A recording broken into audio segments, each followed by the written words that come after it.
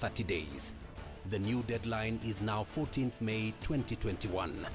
All claimants of Concord Insure RA website www.ira.go.ke or pick the form from PCF offices, 2nd floor, ZEP Replace, Longonot Road. Fill the form in duplicate and attach copies of the required documents. Submit to PCF for verification, approval and processing of payment. All payments will be made in line with the fund's guidelines and procedures. PCF, the fund you can trust.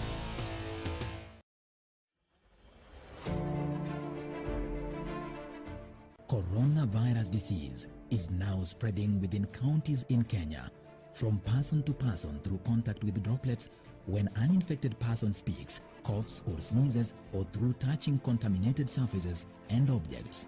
Anybody with a weakened body immunity has a greater risk of contracting coronavirus disease. People living with pre-existing medical conditions such as HIV, cancer, TB, diabetes among others must adhere to their treatment to strengthen immunity and therefore should ensure they have a constant supply of necessary medicines. Contact your clinic or health facility for information on how to access treatment. Help others within your network to access adequate supply of essential medicines. Ensure that you remain connected with your local networks for any support and follow the medical guidelines provided by your health facility to prevent coronavirus. Remember to stay updated with information on coronavirus using only trusted reliable channels. For more information on COVID-19, call 719 or dial *719#. COVID-19 is preventable. Protect yourself, your family, and the community. This message has been brought to you by the Government of Kenya and its partners.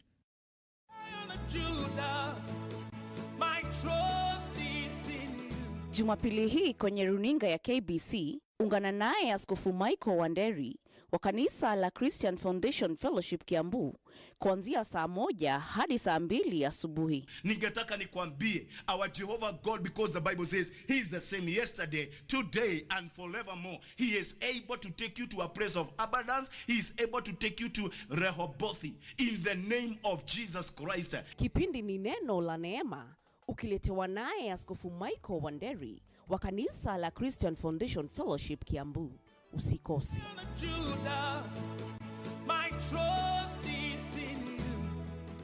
Je, umeomoka? Kama hujaomoka, kwenye QuickBin ndio mambo yote. Hapa tuko na fridge, kodi yake ni CM. Tuko na gas cooker, kodi yake ni CK. Tuko na TV, kodi yake ni TV. Tuko na simu aina ya Samsung ni SM, ama Oppo ni Oppo. My friend, mahali popote unanitizama, eka hizo kodi zake kisha utume kwa 4032353. 4032353, alafu utakuwa unaomoka na hizi bidhaa. Kumbuka, kwenye QuickBin ni bidhaa bora zaidi kwa bei ya chini kwa chini. Je, unajua unaweza chukua bima ya maisha ili kusaidia familia yako na unaowapenda iwapo watapatwa na msiba usiotarajia kama vile kifo au ugonjwa? Chukua bima ya maisha na uhakikishe familia yako ina maisha bora siku za usoni. Bima ya maisha hukusaidia kuweka akiba ambayo hulipwa ikishapevuka. Sasa umejua, IRA, bima bora kwa taifa.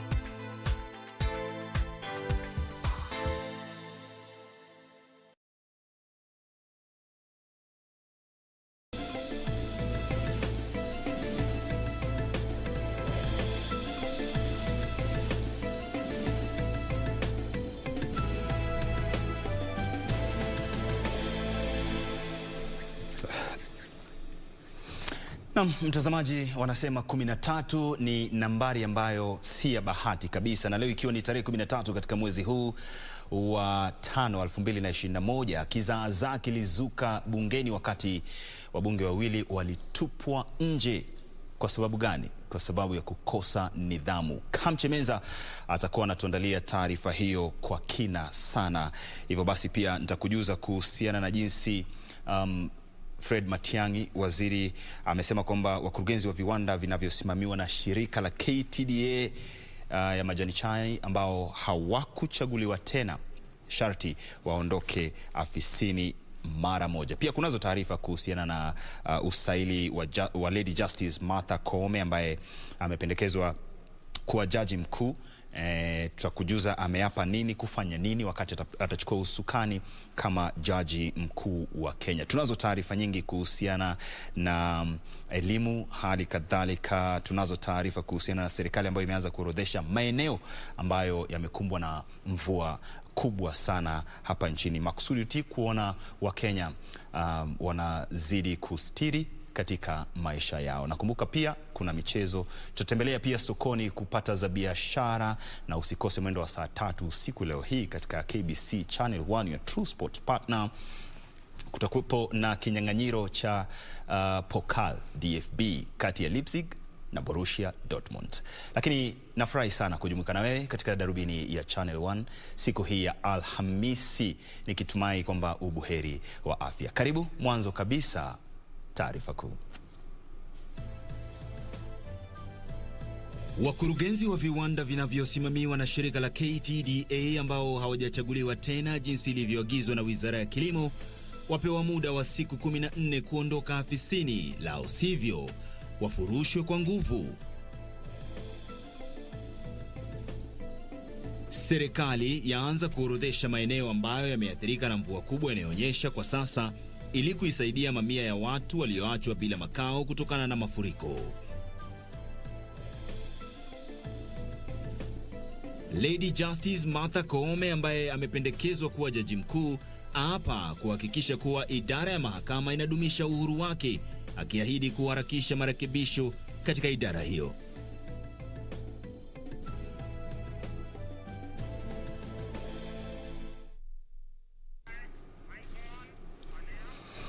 Na mtazamaji, wakati jaji Lady Justice Martha Koome anatarajia kuchukua hatamu za uongozi kama jaji mkuu wa Kenya, ana maono tofauti ya kivyake na ameapa kufanya vitu fulani. Je, wewe ungependa atilie mkazo nini, ama ungependa afanye nini wakati labda atachukua hatamu za uongozi kama jaji mkuu? Tembelea pale Facebook na Twitter @KBC Channel 1 @Lemoka, na hali kadhalika unaweza kutembelea www.kbc.co.ke. Karibu sana. Huyu hapa unamwona ni Lucy Mwaura, mimi ni Isaac Lemoka. Tuanze na taarifa yetu kuu ambapo wakurugenzi wa viwanda wanaosimamiwa na shirika la ustawi wa majani chai hapa nchini KTDA ambao hawajachaguliwa tena jinsi ilivyoagizwa na Wizara ya Kilimo wana muda wa siku 14 kuondoka afisini, la usivyo wafurushwe kwa nguvu. Hili ni agizo kutoka kwa waziri wa usalama na wa kitaifa Daktari Fred Matiang'i na mwenzake wa kilimo Peter Munya, wanaoamini kuwa hili litawezesha mpito hadi uongozi wa wakurugenzi wapya wa viwanda vya majani chai kama sehemu ya utekelezaji wa kanuni mpya kuhusu majani chai.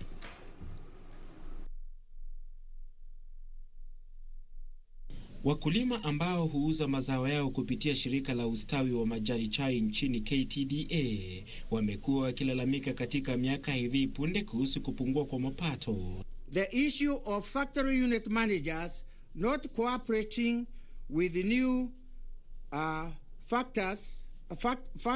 factory boards will perhaps be a thing of the past. Barabara hazitengenezwi, wakulima wandalia, hakuna mtu anatengeneza barabara.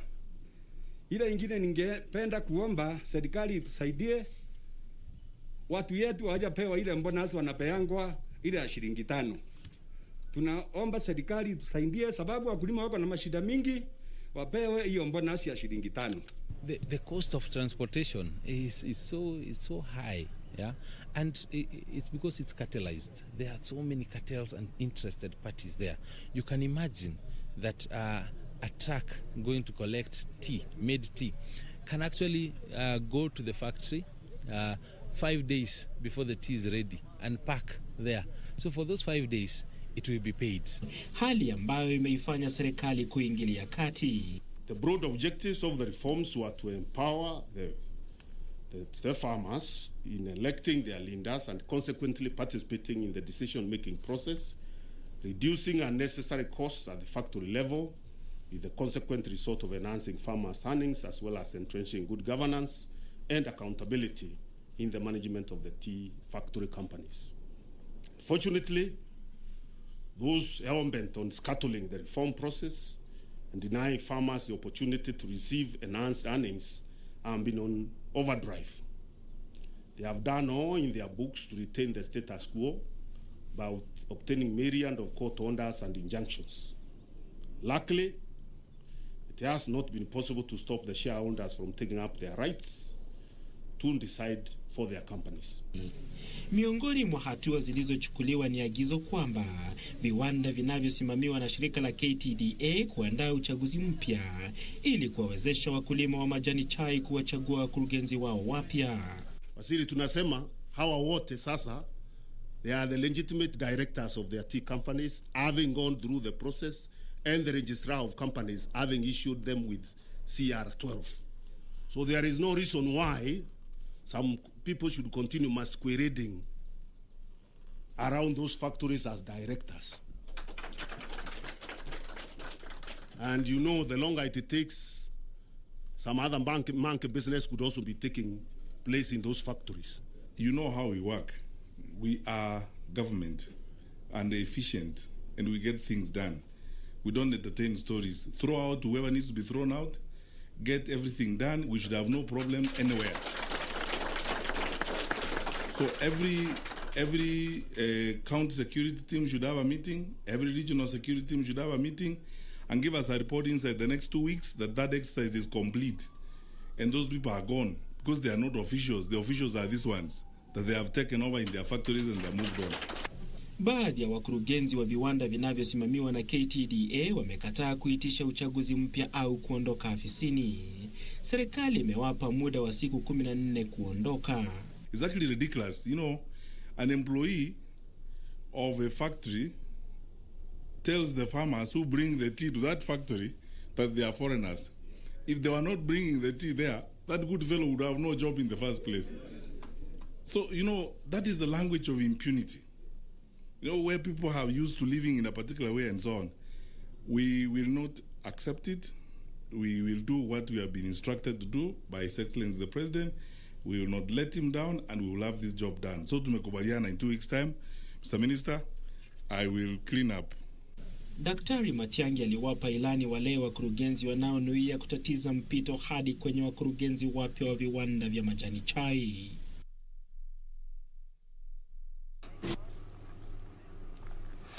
Naam, tukiachana taarifa hiyo basi tuingie kwenye ushuruba wa koti ambapo Lady Justice Martha Koome ambaye amependekezwa kuwa jaji mkuu ameapa kuhakikisha kuwa idara ya mahakama inadumisha uhuru wake huku akiahidi kuharakisha marekebisho katika idara hiyo. Akihojiwa na kamati ya bunge kuhusu masuala ya haki na sheria, Koome aligusia tatizo la miradi ya idara hiyo iliyokwama ikiwemo ujenzi wa mahakama zaidi ambalo alisema linaweza kutatuliwa tu kwa ushirikiano baina ya idara hiyo, serikali za kaunti, hali kadhalika hazina ya kitaifa ya ustawi wa maeneo bunge. Kamati hiyo ikiongozwa na mbunge wa Kangema Muturi Kigano tayari imewasilisha ripoti yake kwa bunge la kitaifa. I, Martha Karambu Koome, do swear that the evidence I shall give before the Departmental Committee on Justice and Legal Affairs shall be the truth, the whole truth, and nothing but the truth. Martha Koome ambaye amependekezwa kuwa jaji mkuu leo amesailiwa na kamati ya bunge kuhusu haki na masuala ya kisheria ambayo ilimtaka kufafanua maoni yake kwa idara ya mahakama endapo atateuliwa kuhudumu kwenye wadhifa huo. My vision for the judiciary stems from what is in the Constitution.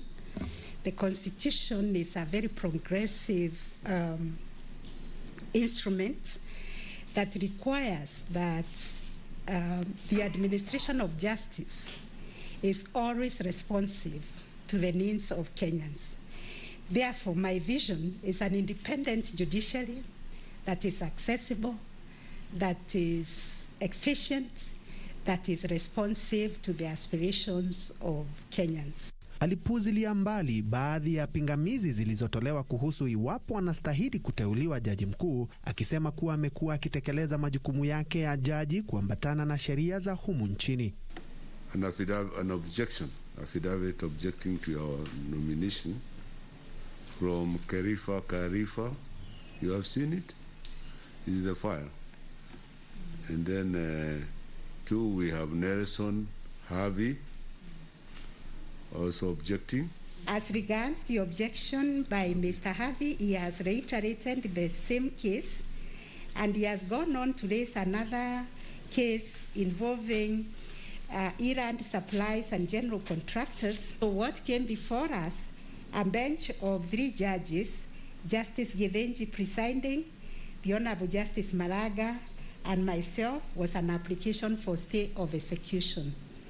Applying our own discretion as judges, we were of the view that it was necessary to issue a stay of execution to stop the serious board, which is the National Strategic Food Reserve, to not to pay the money until the merits of the case was heard.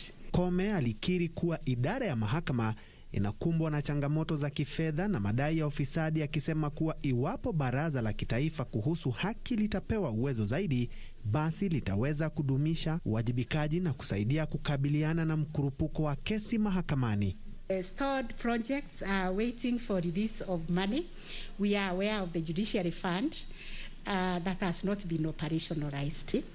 We have identified all areas where we need to establish courts.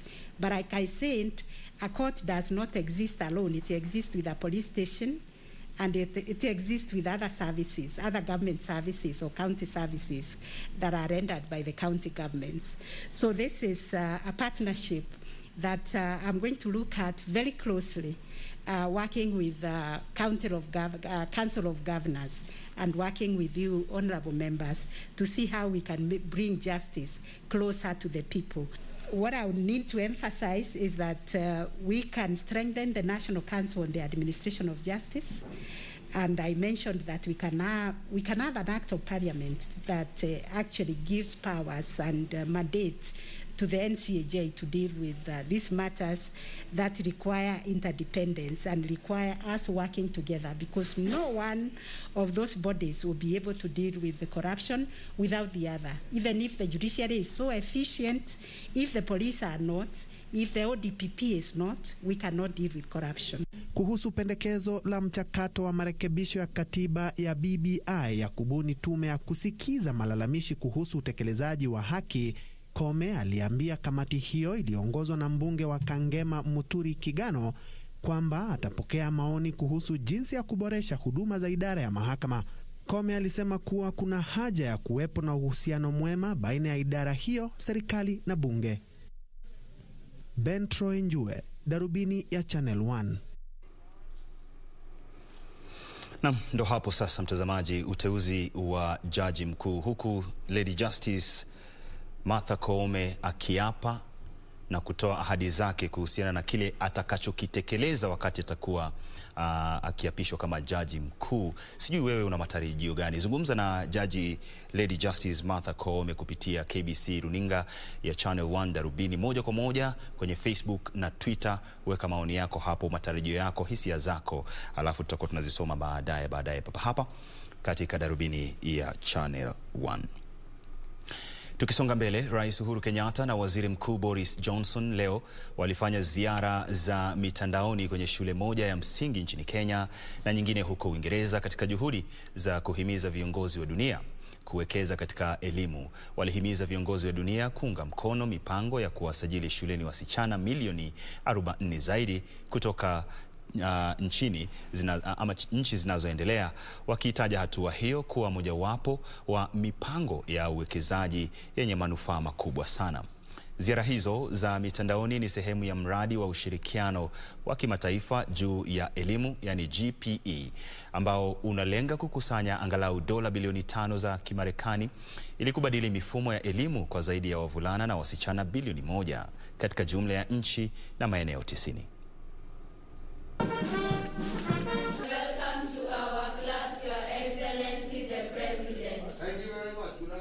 Ziara za mitandaoni za Rais Uhuru Kenyatta na Waziri Mkuu Boris Johnson ziliwapatia viongozi hawa wawili fursa ya kutangamana moja kwa moja na wanafunzi wa shule ya msingi ya Westlands jijini Nairobi na ile ya Cliffs Cross iliyoko eneo la Ferry Hill nchini Uingereza. And that's why myself and Boris are really trying to work hard over the next couple of months to raise the money that we're trying to raise to ensure that no child is left behind and everyone has an opportunity to get a quality education that therefore gives them a quality foundation to be great citizens of the globe in years to come. Shule hizo mbili ni sehemu ya mradi wa ushirikiano wa kimataifa juu ya elimu GPE ambao unatoa fursa mwafaka ya kuendeleza ajenda ya elimu kwa wote, hususan kwa kutilia maanani teknolojia na elimu ya watoto wasichana. Wakati wa ziara hizo, Rais Uhuru Kenyatta aliangazia jinsi ambavyo mpango wa elimu wa mtandaoni umekuwa wa manufaa wakati wa janga la COVID-19 ambalo lililazimu serikali kufunga shule mara 2. So we really now have to bridge this digital divide that we have to ensure access to the internet, ensure access to digital tools that can help our children continue with their learning in times of crisis like we've seen over the last year. Kwa upande wake, Waziri Mkuu wa Uingereza Boris Johnson alielezea haja iliyopo kuwaunga mkono wanafunzi wa umri wa angalau miaka 12 ili kupata elimu bora. That's exactly right. So what Uhuru and I, what President Kenyatta and I are trying to do with Julia Gillard is to get 88 million more girls in the world to get a proper quality education. And I think I congratulate you all. Despite those challenges, you still managed to face your exams. Ziara za mitandaoni ni sehemu za mradi wa ushirikiano wa kimataifa juu ya elimu GPE ambao huwapa wanafunzi fursa ya kutangamana na wengine wa rika lao katika mataifa mbalimbali kuhusu masuala kama vile mabadiliko ya hali ya hewa na usawa wa jinsia. Hayo yamejiri kabla ya Kenya na Uingereza kuandaa kwa pamoja kongamano la kimataifa juu ya elimu mnamo mwezi Julai mwaka huu. Purity Museu, Darubini. Naam, Purity Museu hapo akikamilisha taarifa hiyo kuhusiana na ushirikiano wa kimataifa kuhusu elimu kati ya Rais Uhuru Kenyatta na mwenzake Waziri Mkuu wa Uingereza. Shukran sana Purity. Turejee hapa nchini. Serikali imeanza kuorodhesha maeneo ambayo yameathirika na mvua kubwa inayoonyesha kwa sasa kwa lengo la kusaidia mamia ya watu walioachwa bila makao kutokana na mafuriko. Msemaji wa serikali Cyrus Oguna alisema haya baada ya kukamilika kwa shughuli hiyo. Serikali itachukua hatua za kusaidia familia hizo kwa kuzisaidia kuhamia maeneo ya miinuko. Idara ya utabiri wa hali ya hewa imesema kuwa mvua itaendelea hadi mwisho wa mwezi huu.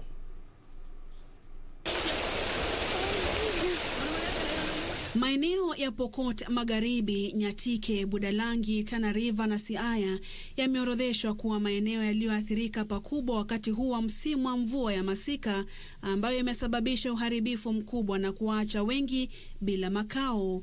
Serikali imeorodhesha maeneo yaliyoathiriwa na mafuriko katika juhudi za kuwasaidia wahasiriwa. The government's commitment is to ensure that it is able to invest in infrastructural development, so that we can be able to lay a good foundation for our country to be able to move to the next level of economy. Msemaji wa serikali Kanali Cyrus Oguna aliyekuwa akiongea huko Naivasha alipokuwa akikagua kazi ukarabati wa barabara ya Moi South Lake aliwahakikishia Wakenya msaada wa serikali kuhakikisha kuwa wakazi walioko katika maeneo ambayo hukumbwa na mafuriko wanahamishwa hadi maeneo salama. all those areas have been mapped out by the government, and the government has put measures in place to ensure that where there are projects ongoing, to ensure that there's no more flooding, people have been advised to move on to safer grounds so that we do not end up with the situation that we have been able to experience in the past.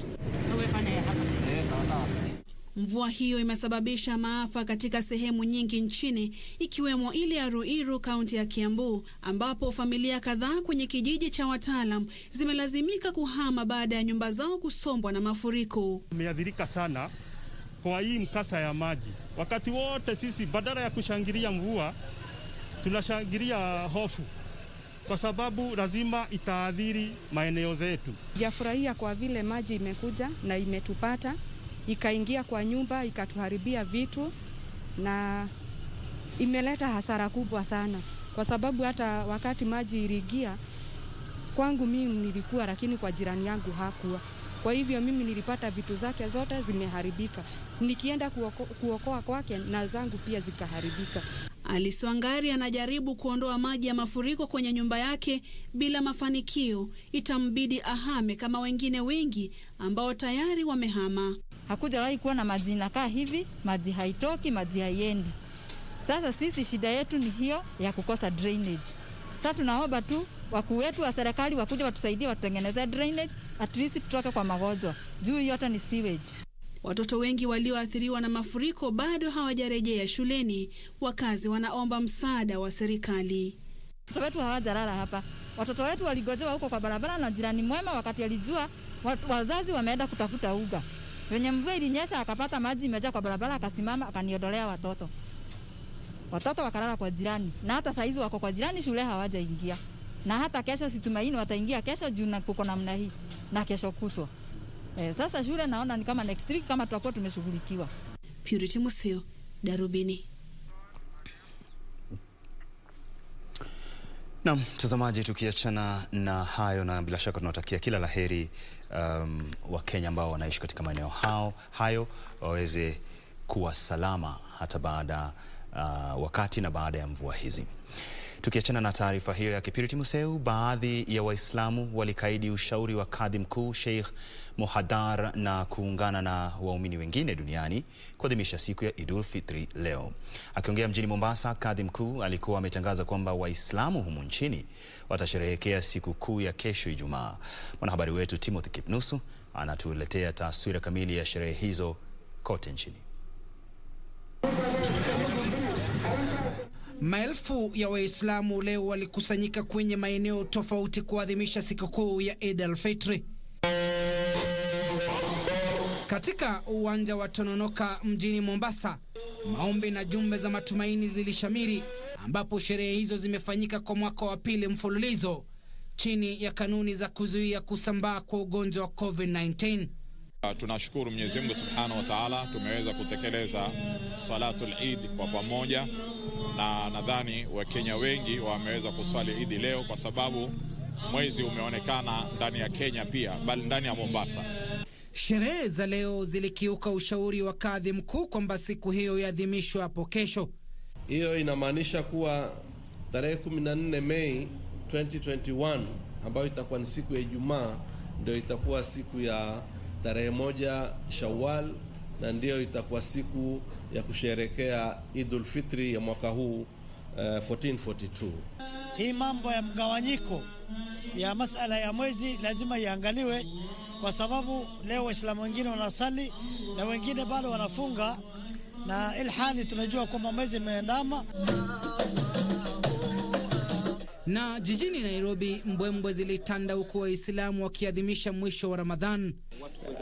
Tunashukuru sana kwa rais wetu President Uhuru Muigai Kenyatta kutupatia fursa ya kuweza kuabudu kwa vile inavyopaswa katika mwezi wa Ramadhani. Nashukuru sana Mwenyezi Mungu, safari tumeswali pamoja, tumeona mwezi kuliko Ramadhani ya mwaka jana tuliswali na mambo ya corona. Islamu na wahimiza wote wale waliokuwa nazo isiwe ndio mwisho wa zakatul fitri, bali waendelee kusaidia Waislamu, na pia kuna zakatul mal ambao waweze kusaidia wenzao. Na katika kaunti ya Mandera, Waislamu waliadhimisha sherehe kwa mtindo wa kipekee, Akiongea wakati wa sherehe hizo, mkurugenzi wa afya ya umma katika kaunti ya Mandera Hassan Somo aliwatahadharisha Waislamu dhidi ya kukiuka kanuni za kuzuia kusambaa kwa COVID-19. Wananchi lazima wakati wanasali lazima wafanye social distancing, kwa sababu hiyo sali ile wanatumia yenyewe ni kama 3 feet. Kwa hivyo tunasema ikiwa mwenzako anafanya 3 feet na wewe unafanya 3 feet, already tumefanya social distancing. Maafisa wa shirika la Msalaba Mwekundu nchini walikuwepo kuwasaidia Waislamu kwa kusambaza barakoa 2500 na lita 50 za vitakasa mikono katika msikiti wa Jamia mjini Mandera. Leo vile tuliagana na stakeholders wetu, tuliweza kusaidia waumini na mask, sanitizers, na tuliweza kufanya pass. Na katika kaunti ya Isiolo, mwenyekiti wa shirika la dini mbalimbali katika eneo hilo Sheikh Ahmed aliwahimiza waumini waendelee kuwakirimia watu maskini katika jamii. Vile tukumbuke ya kwamba kuna wale ambao ni wagonjwa, kuna wale ambao hawajiwezi.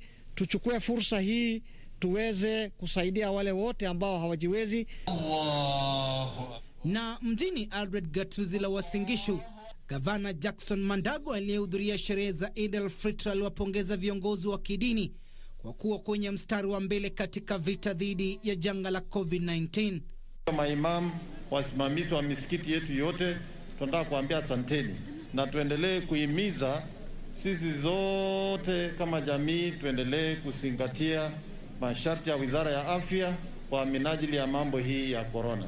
Ni mbwembwe, shamra na mahanjam za sherehe za sikukuu ya Eid al-Fitr ambazo husherekewa kote ulimwenguni na jamii ya Waislamu kukamilisha kufunga kipindi kirefu, sherehe hizi zikiwa tofauti na zile za mwaka jana, ikizingatia kwamba serikali ilikuwa imepiga marufuku kongamano lolote katika maeneo ya kuabudu.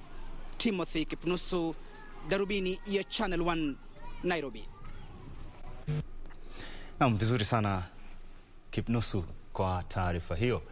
Sasa tuelekee huko bungeni ambapo kamati maalum ya Senate inayochunguza hoja ya kutimuliwa afisini kwa gavana wa Wajir Mohamed Abdi Mohamed imehitimisha vikao vyake hii leo, huku kamati hiyo ikitarajiwa kuwasilisha ripoti kuhusu matokeo ya uchunguzi wake mbele ya Senate Jumatatu ijayo.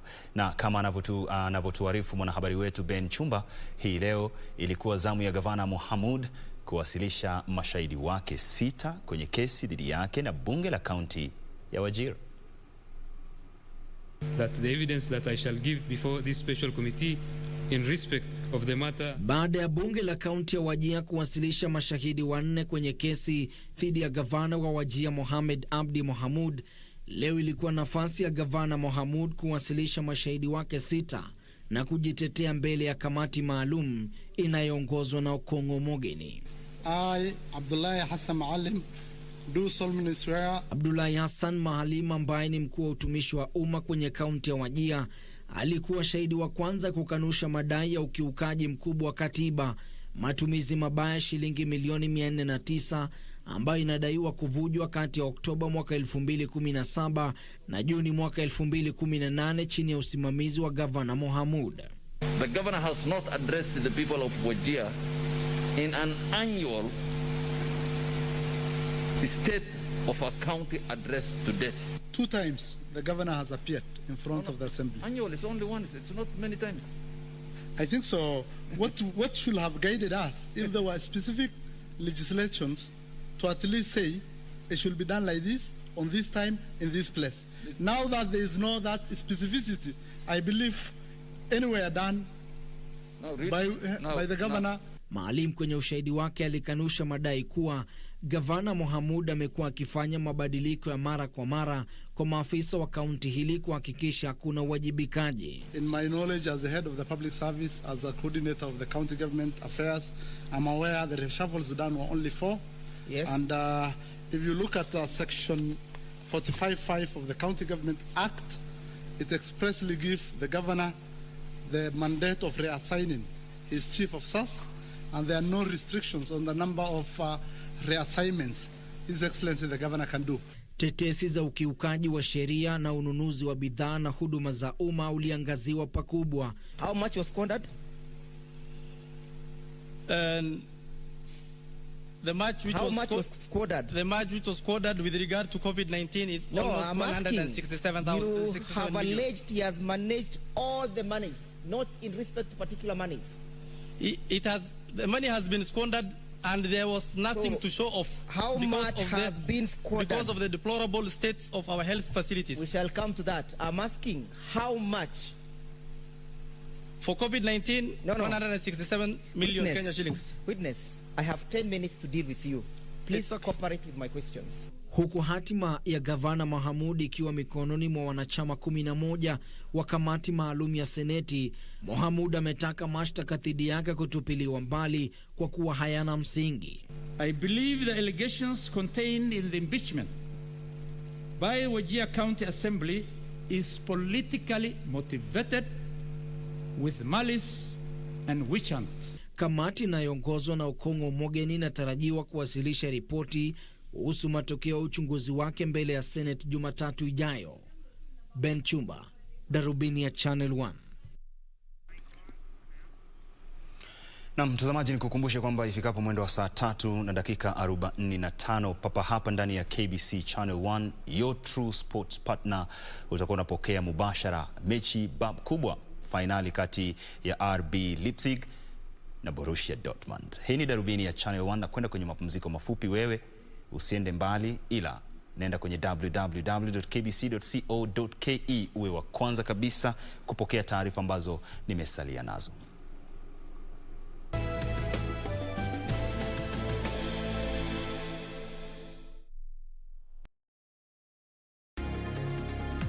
Je, unajua unaweza ukachukua bima ya mazishi? Chukua bima ya mazishi ili usiwe na mfadhaiko unapopatwa na msiba. Sera hii huhakikisha gharama zote za mazishi zinazingatiwa. Sasa umejua, IRA, bima bora kwa taifa.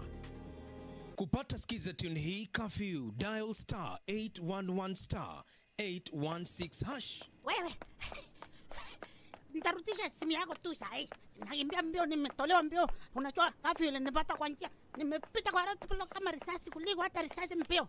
Lakini sasa hivi niko karibu nyumbani bwana. Nitakupiga nikifika nyumbani. Wewe unajua curfew sitaki polisi wanishike. Nitakupiga. Ili kupata skiza tune hiyo ya curfew, dial *811 *816#. *811 *816#.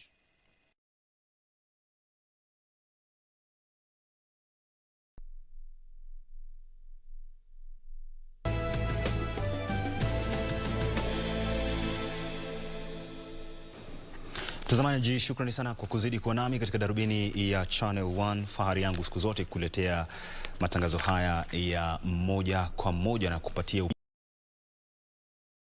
hivyo hapa nchini, kote barani na bila shaka. Tuangalie taarifa za COVID-19.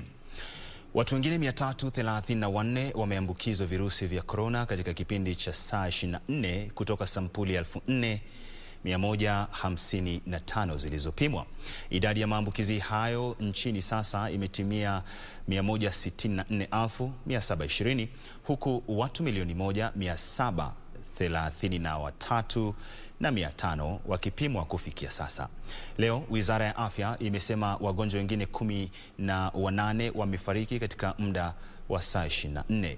Takriban wagonjwa 1,021 wamelazwa katika taasisi tofauti za afya hapa nchini, ilhali wagonjwa wengine 4,840 wanashughulikiwa nyumbani. Wagonjwa 117 wamelazwa kwenye vyumba vya wagonjwa mahututi.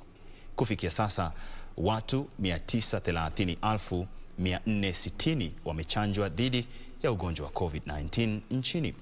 Watu 283,507 kati yao ni wa umri wa miaka 58 na zaidi.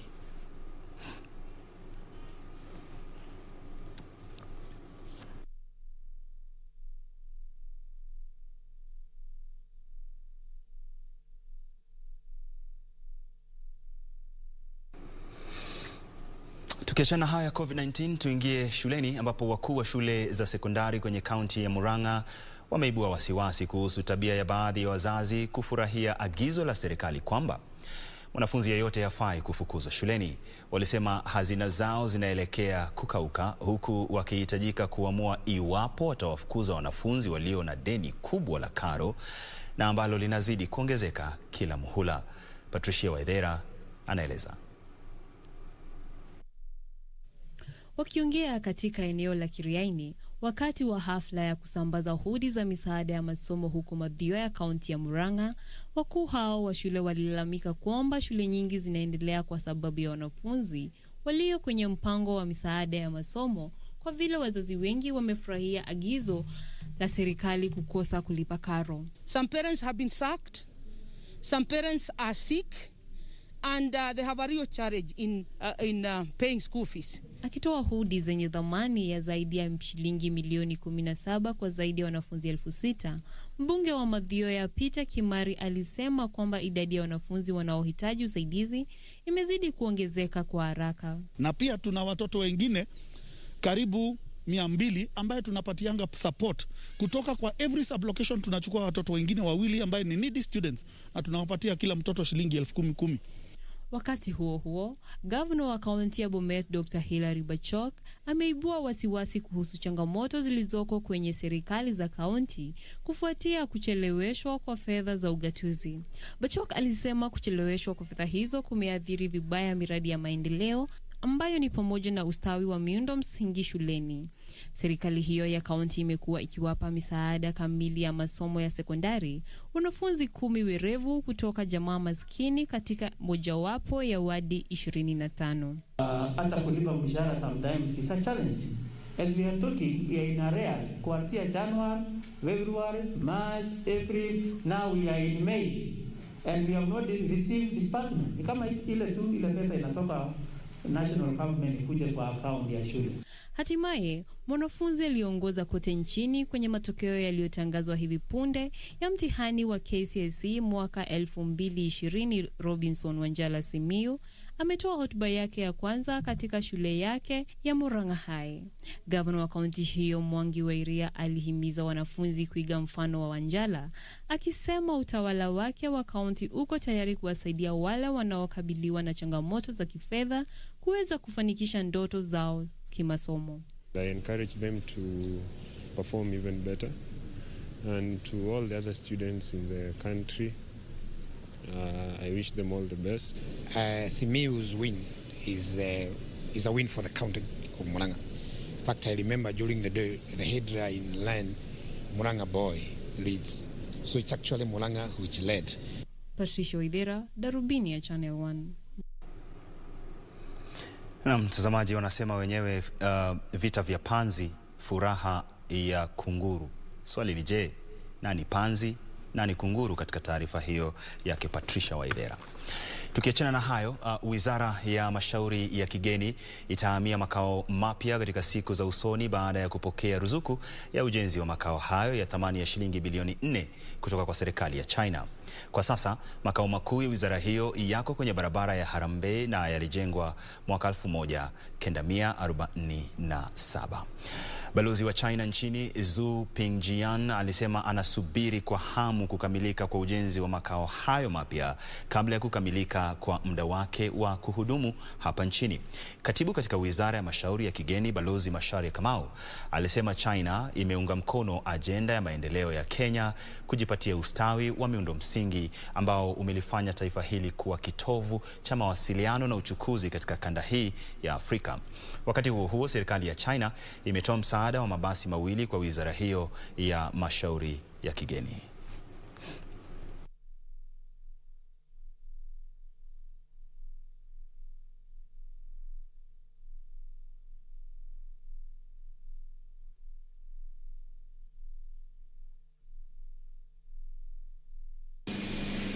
The invaluable support the government of Kenya and the Kenyan people lent us during the early stages of the COVID-19 back in Wuhan at that time.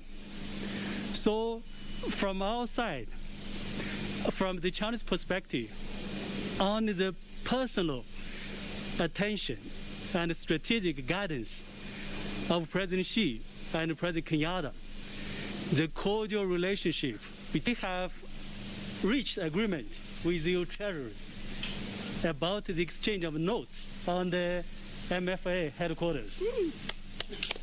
So the embassy, we will try to do whatever as the PS want me to do to make the reality as soon as possible. Thank you very much. Go to China today, go to Shanghai, go to any city of China and see what progress has come to that country in those few years, in our lifetime. So those of us who understand the opportunity of our cooperation with China understand that we can transform our country. You're seeing the infrastructure, the roads, the ports. There's just so much that's going on in our country. 40-something projects are currently running. This is a huge investment, and all of us will enjoy the benefit. And our economy will grow faster because of your investment. And maybe we can also become a regional economic power, which is really our aspiration, where there is prosperity for all of us and for our children because of our cooperation.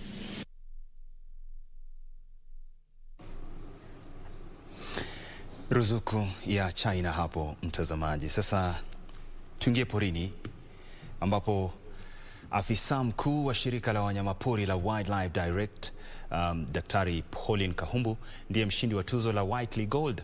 Kahumbu ametunukiwa tuzo hiyo yenye kima cha shilingi milioni 10 kwa juhudi zake za kusaidia kukuza mazingira na hifadhi za wanyamapori. Kahumbu amesema tuzo hiyo itasaidia kuhakikisha kuwa kunatengwa sehemu maalum ya kushughulikia masuala ya uhifadhi wa mazingira, kutatua mizozo ya mara kwa mara baina ya binadamu na wanyamapori, hali kadhalika kulinda maeneo ya kuhifadhi wanyamapori katika kanda hii ya Afrika. Vilevile tuzo hiyo inalenga kutoa hamasa kwa Wakenya kukumbatia na kutilia maanani masuala ya uhifadhi wa mazingira. Mwanzilishi wa wakfu huo wa Whiteley, Edward Whiteley, amemsifia sana Kahumbu kwa kupokea tuzo hiyo, akisema kwamba juhudi zake za kukabiliana na uwindaji haramu hasa wa ndovu katika bara la Afrika ni wa kupigiwa mfano.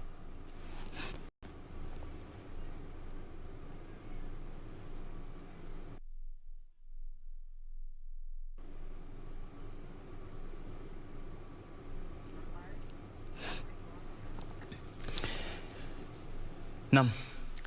Tuangazie sasa taarifa kutoka mahakamani ambapo maafisa wawili wa polisi waliopatikana siku ya Jumanne na hatia ya kumuua bila kukusudia Janet Waiyaki kwenye bustani ya City mwaka wa 2018 wameiomba mahakama kuwahukumu kifungo cha nje. Wakati wa kujitetea hii leo, maafisa hao William Chirchir hali kadhalika Geoffrey Kirui walifahamisha mahakama kuwa wanajuta mauaji hayo, wakiongeza kwamba familia zao zitaathirika pakubwa endapo watahudumu vifungo vyao vya ndani ya gereza. Jaji wa mahakama kuu Stella Mutuku atawahukumu tarehe 27 mwezi huu. Katika kikao cha kujitetea, maafisa wa polisi William Chirchir na Godfrey Kirui ambao juma hili walipatikana na hatia ya mauaji ya Janet Waiyaki aliyepigwa risasi mwaka 2018 na maafisa hao wakiwa na mpwa wake, kimeandaliwa leo mbele ya Jaji Stella Mutuku. Wawili hao waliomba hurumia wakati itakapokuwa ikitoa hukumu kwa kosa lao. Hata hivyo, familia ya marehemu ilipinga ombi hilo, ikisema kwamba maafisa hao wanapaswa kuadhibiwa vikali ili iwe funzo kwa maafisa wengine wanaotumia vibaya mamlaka yao. Jaji Stella Mutuku siku ya Jumanne aliamua kuwa maafisa hao walitumia nguvu kupita kiasi wakati walipompiga risasi Janet Waiyaki katika bustani ya City hapa Nairobi asubuhi ya tarehe 20 mwezi Mei mwaka 2018 na kumjeruhi vibaya mpwa wake Bernard Shege. Ben Troy Njue, Darubini ya Channel 1. Mtazamaji, tukitoka huko mahakamani sasa moja kwa moja tuingie bungeni kwa taarifa ambayo nilikuwa kudokezea japo kiduchu kuhusiana na kizaazaa ambacho kilishuhudiwa bungeni wakati wa kikao cha alasiri siku ya Alhamisi baada ya wabunge wawili kutupwa nje kwa kukosa kudumisha nidhamu. Mbunge wa Kiharu Ndindi Nyoro aliagizwa kuondoka bungeni na pia kuzuiwa kuhudhuria vikao vya bunge wala kufika kwenye ofisi zake bungeni kwa muda wa siku 4 kutokana na madai yake eti wabunge wenzake walihongwa ili kupitisha mswada wa BBI. Kwa upande mwingine, mbunge wa Kiambu Jude Njomo alitimuliwa bungeni kwa kutovalia nadhifu baada ya kujitokeza bungeni akiwa na mavazi ya Waislamu. Jione. Shughuli za kawaida bungeni nusura zitatizika Alhamisi alasiri kufuatia madai ya kuwepo mgeni wakati wa vikao vya bunge hilo. Akisimama kwa hoja ya nidhamu, mbunge wa Suba John Mbadi alimjulisha Spika Justin Muturi kwamba mtu mmoja katika bunge hilo hakuwa anafahamika vyema. Just a minute. Is it about that statement? A stranger? Very well, Honorable Mbadi. Who is a stranger? Mr. Speaker, I've tried to figure out who one member of parliament is because I know all our Muslim brothers. But as a member of parliament, there's someone, I don't know whether it's a member of parliament, who is dressed, it's called who? No, honestly, Mr. Speaker, we need to confirm who this member of parliament is, who is dressed in Muslim, and I don't think he's one of our Muslim brothers. Hata hivyo, wasiwasi wa Mbadi ulitulizwa baada ya mgeni aliyekuwa akizungumziwa kusimama na kujitambulisha. Can you rise in your place and explain who you are? I have the mic. Mr. Speaker, I'm Jude Jomo, the servant of the people of Kiambu. Jomo alikuwa na mavazi ya Kiislamu kama dhihirisho la umoja na ndugu zetu Waislamu wanaoadhimisha sherehe za Eid. Walk out to go and dress properly. Just walk out. Sergeant at arms, show him the door, go out and dress properly. It doesn't matter whose servant you are.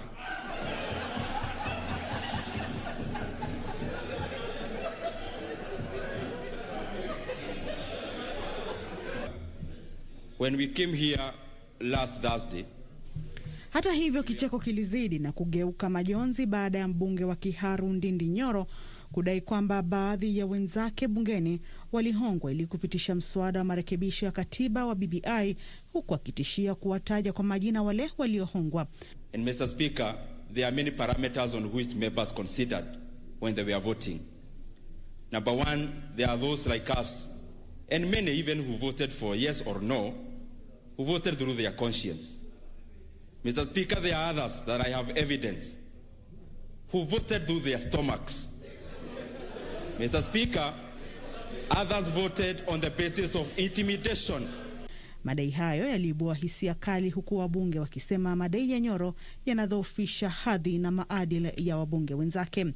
Hata hivyo, Justin Speaker Muturi alimzuia Ndindi Nyoro kutaja jina la mbunge yoyote kabla ya kuwasilisha hoja kamili bungeni na kutoa ushahidi wa kutosha.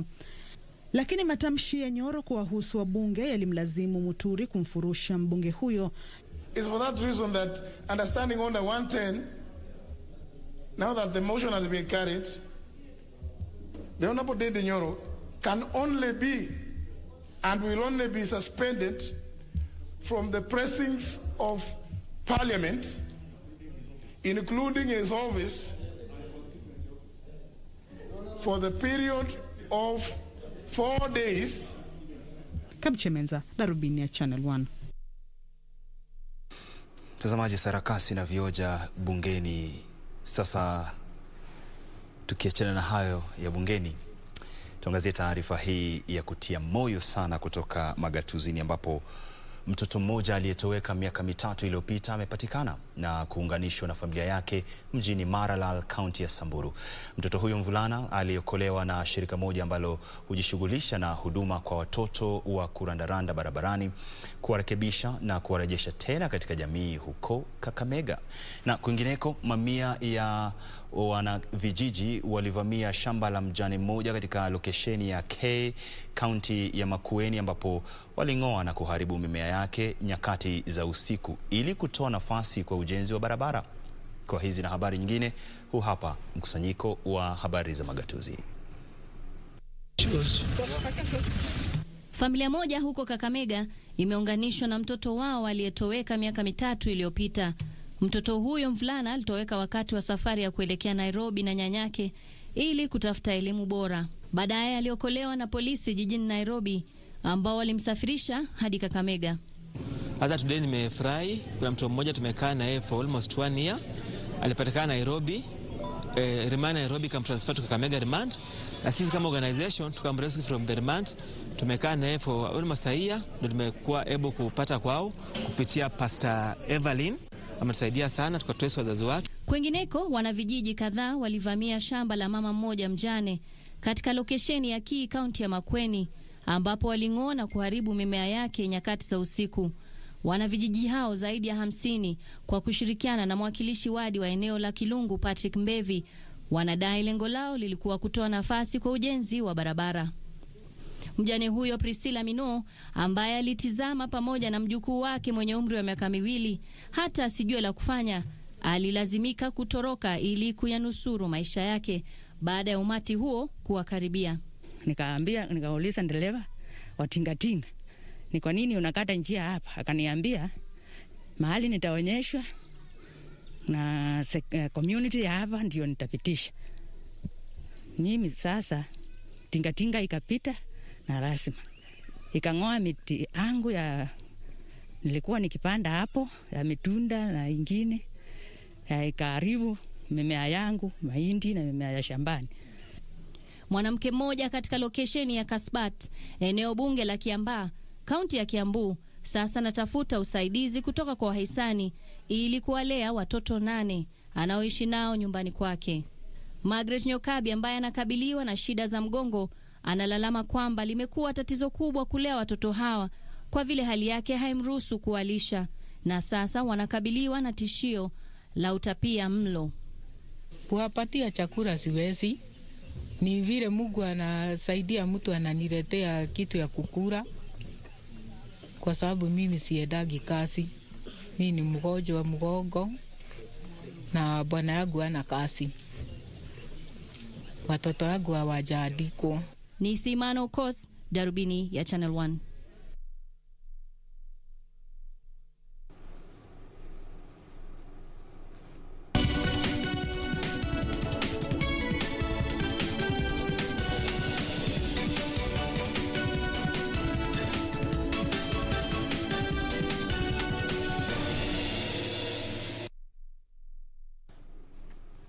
Na mtazamaji, karibu tuzurure sokoni sasa katika taarifa zetu za biashara.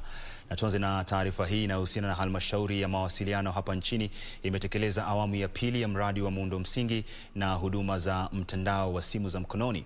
Halmashauri hiyo imesema kuwa awamu hiyo ya pili inaangazia muundo msingi wa sauti, mtandao wa elimu na mafunzo kwa wanafunzi walio na mahitaji maalum, mafunzo kuhusu huduma za utangazaji, posta na uchukuzi wa shehena.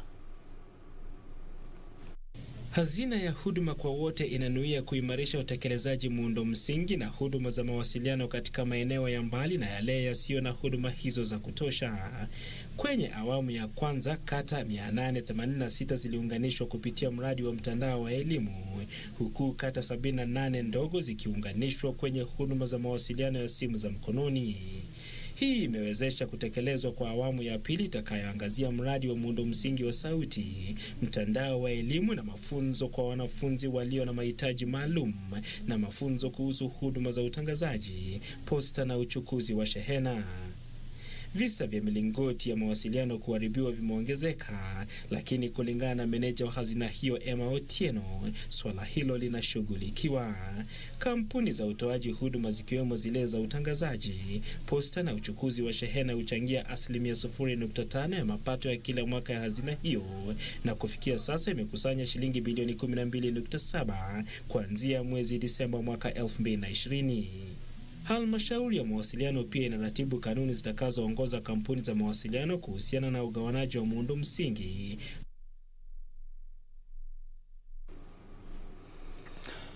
Na Kenya inatumai kwamba reli iliyokarabatiwa baina ya Nanyuki na Nairobi itasaidia kuimarisha biashara baina ya nchi hii na Ethiopia. Mwenyekiti wa halmashauri ya bandari nchini Joseph Kibwana amesema kuwa mashauriano baina ya nchi hiyo ya upembe wa Afrika na maafisa wa mtandao wa uchukuzi yanaendelea kwa azma ya kuimarisha kiwango cha bidhaa zinazouzwa nchini. Ethiopia kufikia mwezi Agosti kunradhi, nitarejelea taarifa hiyo. Anasema kwamba bidhaa ambazo zinauzwa hapa nchini, ili kuimarisha kiwango cha bidhaa ambazo zinauzwa hapa nchini kufikia mwezi Agosti mwaka huu. Kumekuwa na ushindani mkali katika eneo la upembe wa Afrika katika kutoa huduma za bandari na shehena kwenye soko la Ethiopia lililo na zaidi ya wateja milioni 110. Ethiopia iliafikia mkataba wa pamoja wa kuimarisha bandari ya Berbera, huku Somaliland inapoimarisha shughuli zake katika bandari ya Djibouti. Kenya pia inalenga soko la kusini ya Ethiopia kupitia bandari ya Lamu na kukarabatiwa kwa reli baina ya Nairobi na Nanyuki. Mwenyekiti wa halmashauri ya bandari nchini Joseph Kibwana amesema kuwa mashauriano yanaendelea kuhusiana na kusafirishwa shehena kuelekea Ethiopia kutoka Mombasa hadi Nanyuki kwa njia ya reli na baadaye kupitia barabara hadi kusini ya Ethiopia. Kijareles will develop a yard at Nanyuki where all this cargo can be consolidated there and then trucked across to Ethiopia, southern Ethiopia. Bandari ya Lamu pia inatarajiwa kupiga jeki biashara baina ya Kenya na Ethiopia kutokana na ukaribu wake na uwezo wake wa kushughulikia kiwango kikubwa cha shehena.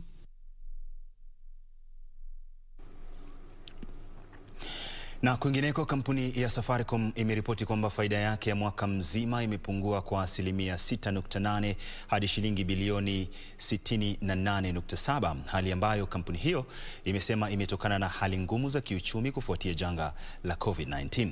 Afisa mkuu wa kampuni ya Safaricom Peter Ndegwa alisema kuwa kuondolewa kwa ada za kutuma na kupokea kiasi cha pesa cha hadi shilingi 1,000 kuliathiri mapato ya kampuni hiyo. Kampuni hiyo sasa imependekeza malipo ya mgao wa mwisho wa senti 92 kwa kila hisa.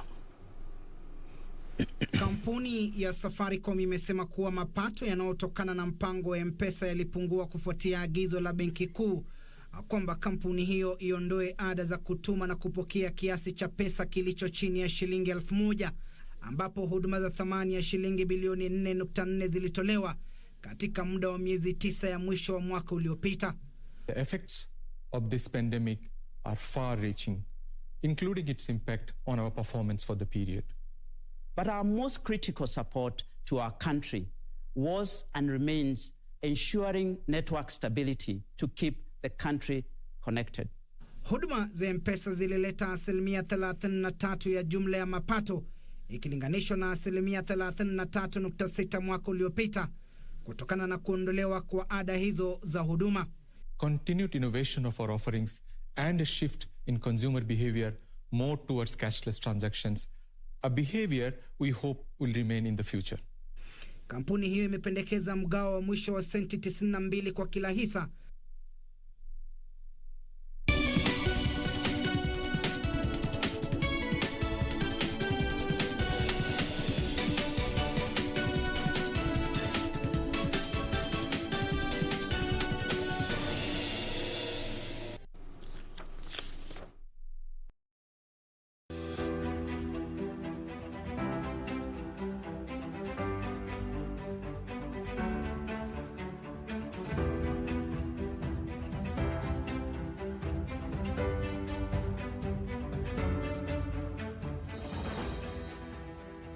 Next on. Subhanallah. Nataka unipigie zote pasi. Hii swala anaichoma. Wewe naye siku nilete wangu upige pasi ama uikague. Mimi nataka uwe shahidi yangu bwana. Sije kesho akaja hapa akija akasema mimi ninamchomea suruali yake sikuichoma. Ameichoma. Wewe shahidi bwana. Yaani suruali ifuliwe, uletewe, itajichoma vipi? Muulize Aisha. Nimuulize nini yeye Dobi? Alileta ikiwa hivyo. Huo nimechomeka. Nilileta suruali ikiwa nzima. Haikuwa imechomeka popote.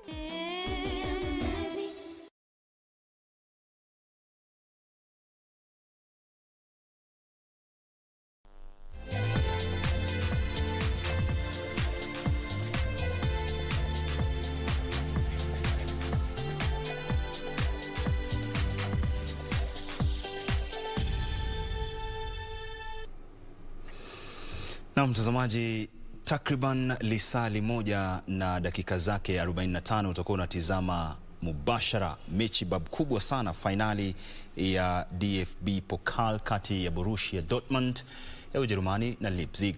Lakini kabla ya hapo nikupatie taarifa za spoti. Michuano ya ligi kuu ya soka humu nchini imeratibiwa kurejelewa kesho kwa mechi moja inayojumuisha Kariobangi Sharks dhidi ya Kakamega Homeboys. Mechi hiyo itasakatwa kwenye uga wa utalii kuanzia saa 9 za mchana. Jumamosi hii mechi 4 zitachezwa, ikiwemo mechi kati ya viongozi ligini Tusker FC dhidi ya KCB. FC Leopards itapimana nguvu na Nzoia Sugar ugani Ruaraka, huku Bandari ikialika Bidco United huko Mombasa. Western Stima itakuwa mwenyeji wa Posta Rangers uwanjani Kisumu. Michuano ya ligi ilikuwa imesitishwa kwa muda kwa ajili ya kanuni za serikali za kudhibiti maambukizi ya virusi vya corona. Lakini hata hivyo, wachezaji pamoja na makocha wa vilabu mbalimbali vinavyoshiriki ligini walipokea chanjo ya kuzuia maambukizi.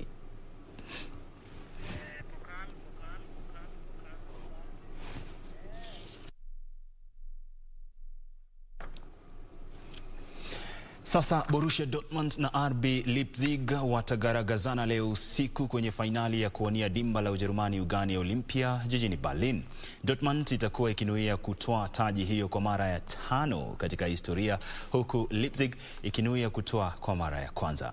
Mechi hiyo ambayo imeratibiwa kung'oa nanga saa 3 dakika 45 saa za Afrika Mashariki itapeperushwa moja kwa moja kwenye runinga ya KBC Channel 1, your true sports partner. Borussia Dortmund itanuia kutoa taji ya dimba la Ujerumani kwa mara ya kwanza tangu msimu wa mwaka 2016-17. Kwa upande mwingine, Leipzig itanuia kutoa kombe hilo kwa mara ya kwanza kabisa, hasa baada ya kufuzu kwa fainali ya mwaka 2019 na kushindwa mabao 3-0 na Bayern Munich. Leipzig ilikuwa imejiimarisha licha ya kushindwa mabao 3-2 na Borussia Dortmund kwenye mechi ya ligi kuu ya soka nchini Ujerumani. Kocha wa Leipzig Julian Nagelsmann